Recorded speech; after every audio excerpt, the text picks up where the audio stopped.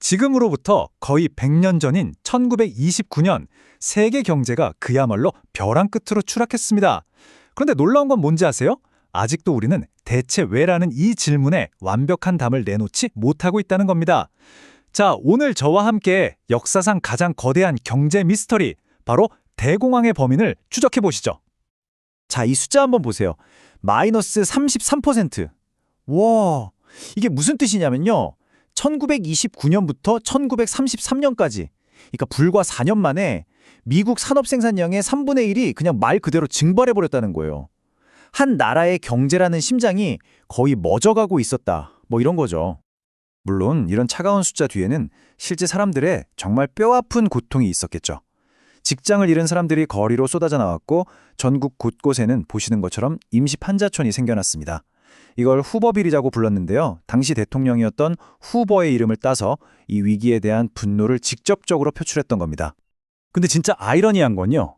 이 모든 끔찍한 일이 벌어지기 바로 직전까지만 해도 미국은 광란의 20년대라고 불리는 뭐랄까 영원히 끝나지 않을 것 같은 파티를 즐기고 있었거든요.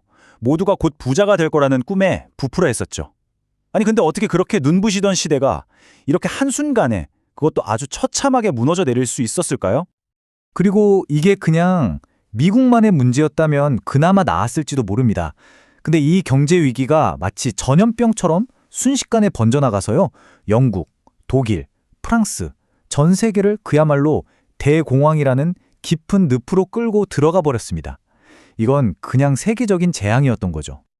자, 그럼 이 거대한 재앙을 일으킨 진짜 범인은 대체 누구일까요?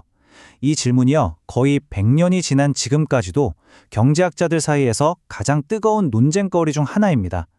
마치 범인을 아직도 못 잡은 그런 거대한 미제 사건 같달까요? 이제부터 그 사건의 핵심 용의자들을 한번 만나보시죠. 그러니까 진짜 원인이 뭘까요? 흔히들 말하는 주식시장 붕괴 때문일까요? 아니면 은행들이 줄줄이 파산해서, 그것도 아니면 정부가 뭔가 큰 실수를 한 걸까요? 놀랍게도요, 이거다 하고 모든 경제학자들이 동의하는 단 하나의 정답은 아직도 없습니다. 그래서 이 미스터리한 사건을 두고 수사관, 아니 경제학자들이 지목하는 두 명의 아주 유력한 용의자가 있습니다. 첫 번째 용의자는 유효수요 이론이라는 놈인데요. 이건 경제 전체의 소비가 갑자기 멈춰버렸다는 주장이고요. 두 번째 용의자는 통화 이론입니다. 이건 금융 시스템 자체가 고장나버렸다는 거죠. 자, 그럼 이 두 용의자의 사건 파일을 하나씩 열어볼까요? 자, 첫 번째 사건 파일입니다. 용의자 이름은 수요. 이쪽을 지지하는 사람들은 경제를 자동차에 비유하곤 해요.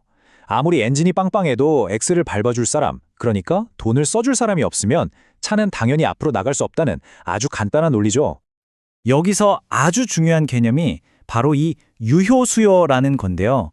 뭐 어렵게 생각할 것 없이 그냥 경제 전체를 굴러가게 만드는 총 구매력 정도로 이해하시면 됩니다.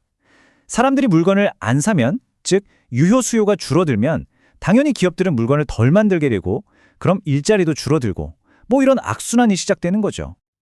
아니 근데 사람들이 왜 갑자기 그렇게 지갑을 닫아버렸을까요? 여기 네 가지 결정적인 단서가 있습니다. 첫째, 보호무역 때문에 농산물 수출이 막히면서 농부들 주머니가 비었고요. 둘째, 부는 소수의 부자들에게만 쏠리면서 대다수 보통 사람들은 돈 쓸 여력이 없었어요. 셋째, 결정적으로 주식시장이 폭락하면서 사람들 재산이 그냥 공중으로 날아가 버렸죠. 마지막으로 이미 웬만한 집에는 자동차나 집이 다 있어서 더 살 것도 없었다는 거예요. 이 네 가지가 동시에 빵 하고 터지면서 경제의 수요라는 엔진이 그냥 꺼져버렸다는 겁니다. 근데요, 그냥 사람들이 돈을 안 써서 그랬다는 설명만으로는 뭔가 좀 부족하다, 이렇게 생각하는 사람들도 많습니다. 이 사람들은 두 번째 사건 파일을 가리키죠. 바로 통화입니다. 어쩌면 문제는 사람들 지갑 사정이 아니라 돈이 도는 길, 그러니까 금융 시스템 자체가 망가졌던 게 아닐까요? 이 통화 이론이라는 주장을 아주 강력하게 펼친 대표적인 인물이 있습니다. 바로 경제학자 밀턴 프리드맨인데요. 이 사람은 대공황이라는 사건을 완전히 다른 시각에서 접근했습니다. 프리드먼의 주장을 한 문장으로 딱 정리하면 이겁니다. 시작은 금융공황이었다. 즉, 은행을 믿지 못하게 된 게 문제의 발단이었는데, 그때 정부가 돈의 흐름을 조절하는 이 통화 정책을 아주 엉망으로 쓰는 바람에 작은 불씨가 걷잡을 수 없는 재앙으로 번졌다. 바로 이겁니다. 자, 프리드먼이 재구성한 사건의 전말은 이렇습니다. 먼저 당시 꽤 컸던 은행 하나가 갑자기 문을 닫아요. 그러자 사람들이 공포에 빠지기 시작합니다. 내 돈도 위험한 거 아니야? 하면서 너도 나도 은행으로 달려가서 돈을 인출하기 시작한 거죠. 바로 뱅크런 사태입니다. 이걸로 은행들이 도미노처럼 쓰러졌어요. 자, 근데 바로 이 결정적인 순간에 경제를 살려야 할 정부가 완전 반대로 가버립니다. 시중에 돈을 더 푸는 게 아니라 오히려 돈의 양, 즉 통화량을 확 줄여버리는 치명적인 실수를 저지러요. 이건 목마른 사람한테서 물병을 뺏고 불난 집에 기름을 들이붓는 격이었죠. 자, 이렇게 두 명의 아주 유력한 용의자를 살펴봤습니다. 소비가 멈췄다는 수요 측의 주장, 그리고 금융 시스템이 망가졌다는 통화 측의 주장. 여러분이 배심원이라면 누구의 손을 들어주시겠어요? 그런데 놀랍게도 이 재판은 아직도 판결이 나지 않았습니다. 그럼 수요와 통화, 둘 중에 진짜 범인은 누구일까요? 어쩌면 둘 다 범인일 수도 있고요. 근데 진짜 중요한 건 이게 아닐까 싶어요. 우리는 아직도 100% 완벽한 정답을 모른다는 바로 그 사실 말이죠. 어쩌면 이 거대한 불확실성을 그대로 받아들이는 것, 그게 바로 대공황이 오늘날 우리에게 주는 가장 큰 교훈일지도 모릅니다.